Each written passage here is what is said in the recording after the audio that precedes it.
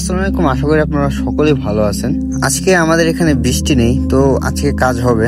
আমাদের এখানে একটা সুবিধা রয়েছে, যদি বৃষ্টি হয় তাহলে কাজ হয় না, প্লাস প্রতি হলিডেতে বন্ধ আছে।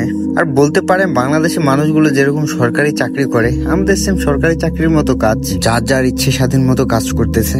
তো এতটা সহজ কাজ যে কারো ফাঁকি দেওয়ার প্রশ্নই ওঠে না। প্রথম প্রথম যখন দেশ ছেড়ে এসেছি খুবই বোরিং ফিল হতো, তবে এখন আস্তে আস্তে বিষয়টা ঠিক হয়ে আসছে।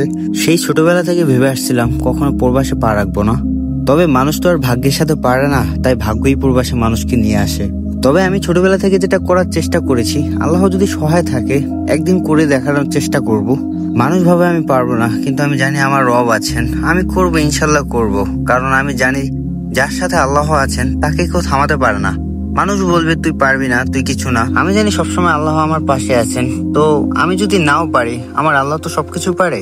অনেককে বলতে শুনবেন মানুষ চাইলে সবই পারে, তবে মূল কথা হলো আল্লাহ যদি না চায় তাহলে মানুষ সবকিছু করতে পারবে না। যেমন পুরো দুনিয়া যদি আমার বিরুদ্ধে যায়, তবু আল্লাহ যদি আমার পক্ষে থাকে, আমার যেটা নিশ্চিত। ঠিক সেই কারণে আমি কোনো ভয় পাই না, সামনের দিকে এগিয়ে চলেছি। অনেকে অনেক কিছু করতে গেলে অনেক চিন্তিত হয়ে পড়ে, তবে আমার মাথায় সেরকম চিন্তা ঘোরে না। কারণ আল্লাহ যদি আপনার সাথে থাকে তাহলে কোনো বিপদই আপনাকে ঘেরাও করতে পারবে না। এদেশে আসার পরে অনেক কষ্ট করে আসছি। আমি বেশি দিন হয়নি, মাত্র 2টি মাস হয়েছে এসেছি, তবে আসার পরে অনেক কষ্টের কাজ করতে হয়েছে। তখন আমি দিনরাত আল্লাহর কাছে চাইতাম, আল্লাহ আমাকে একটা ভালো কাজ মিলিয়ে দাও। আমি অনেকের কাছে কাজ খুঁজতে চেয়েছি, মামা, কাকা, ফুফা, সবার কাছে চেয়েছি। হয়তোবা সকলে কাজ দিয়েছে, তবে ততটা সহজ ছিল না। আমি আসার পর থেকে একটা কাজের প্রতি খুব আগ্রহ দেখাচ্ছিলাম, কিন্তু এখানে কোনো লোকের প্রয়োজন ছিল না। তখন আমি আল্লাহর কাছে দিনরাত চাইতাম, আল্লাহ আমাকে একটু ভালো কাজের সন্ধান দাও, আমার দ্বারা আর হচ্ছে না। তবে আল্লাহ তাআলা যা করে মানুষের ভালোর জন্যই করে।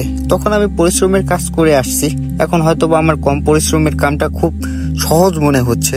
যদি তখন আমি সেই পরিশ্রমের কাজটা না করতাম, তাহলে হয়তো আমার এই স্বল্প পরিশ্রমটাকেও খুব কঠিন মনে হতো। তো আপনারা সকলেই দোয়া করবেন আমি যেন ঠিকঠাক মতো কাজগুলো করতে পারি, আর আমার স্বপ্নগুলো যেন পূরণ করতে পারি। আজকের মতো এখানেই বিদায় নিচ্ছি। খোদা হাফেজ।